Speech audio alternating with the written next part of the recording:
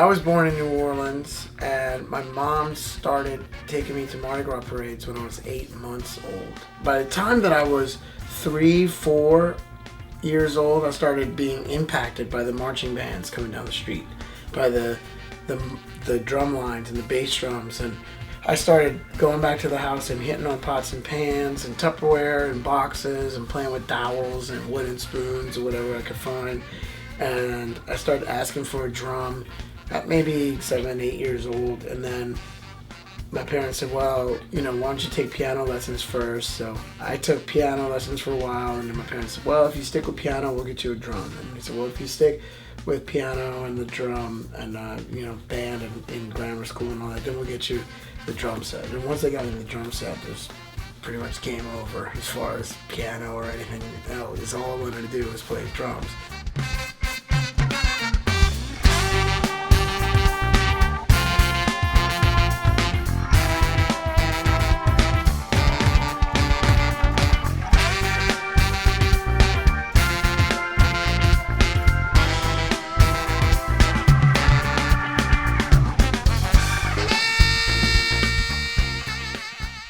So I asked my parents they said, where do you want to go to high school? And I said, well, what's the high school with the best marching band, the best drum line?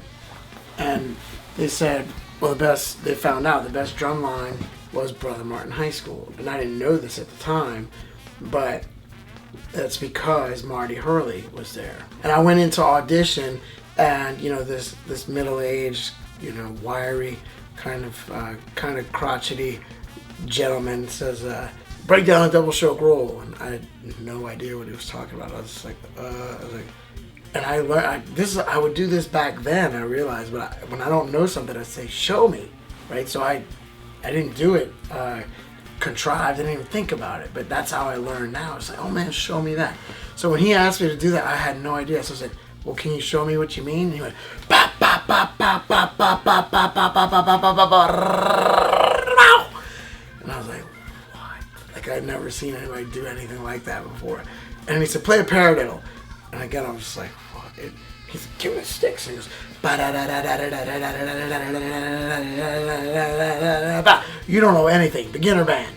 So I get into beginner band with Marty Hurley, and there's like 14 of us around these 2 Formica tables, and he teaches us on these tables. And you had to learn how to play traditional grip. There was no choice, and you had to learn how to play mallets, and you had to learn how to read, and you had to learn how to march, and all these things. What he really taught me, aside from having a really rudimental background and taught me how to read and all these things, what he really taught me was the pursuit of excellence and how to discipline yourself and focus yourself and set goals and really work hard. And that set me up for the rest of my life.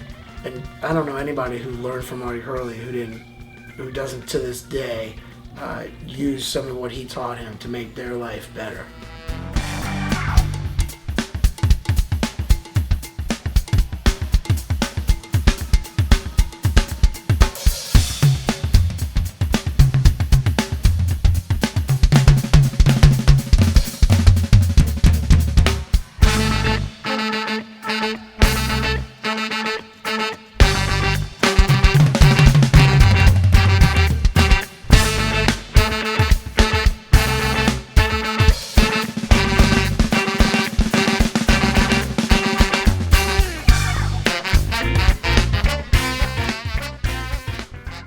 And then around 17 is when I saw Russell Batiste for the first time. It was George Porter Jr., the bass player for the Meters, and he had Russell playing in his band.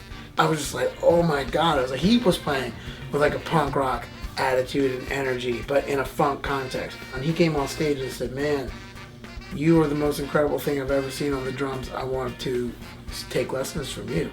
And he said, man, I don't know nothing about no lessons, but we can hang out.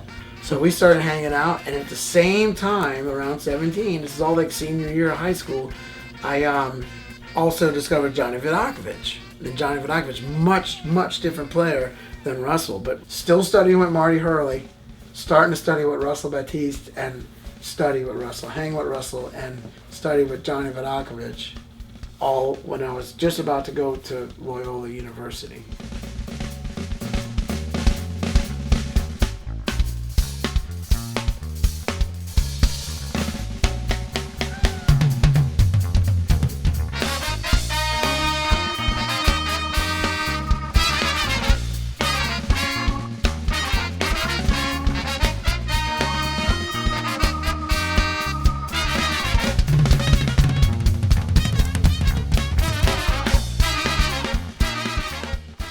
told Johnny in my senior year of high school, he said, well, what do you want to do for college? I said, well, I think I want to stay here. And he said, well, that's cool. You can stay here in town and go to school here and pick up what you can. But if you graduate school and you don't either move away or go on the road, if you graduate school and you just stick around here and you're just playing gigs around town, I'm personally going to come find you and kick your ass. And he put his finger in my chest. And that stuck with me. And then with Galactic, we waited till everybody graduated and we had a record out. We were very strategic in that we would book a West Coast tour, come home for a minute, do an East Coast tour, come home, and then do it again. So we were going back to each coast and playing the same markets every 3 months. And we're still, I don't think we've gone 4 weeks without playing a gig in the 18 years that we've been on the road. So we still just keep plugging away. We never take like extended periods of time off. Never more than a few weeks.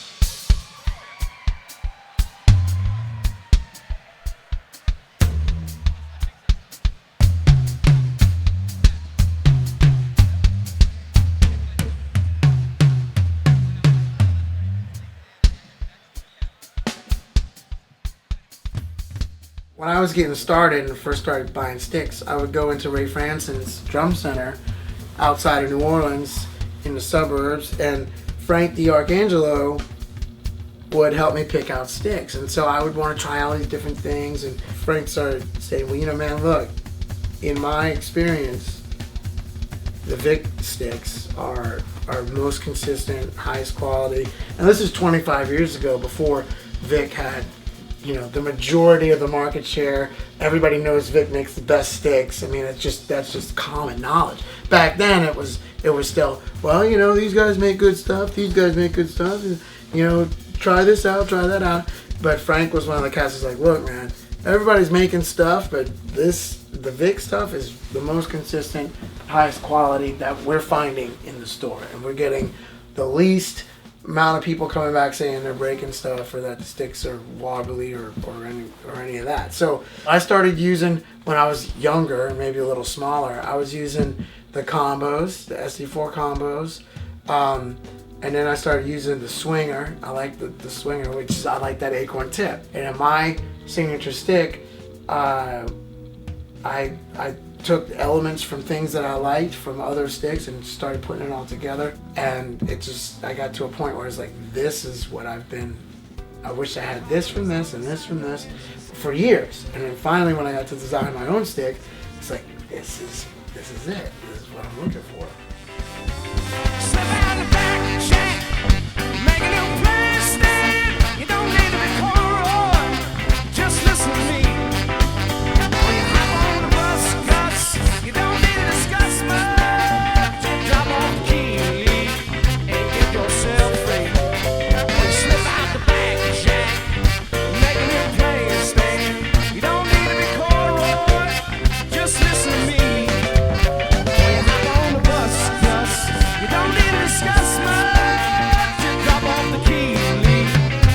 Yourself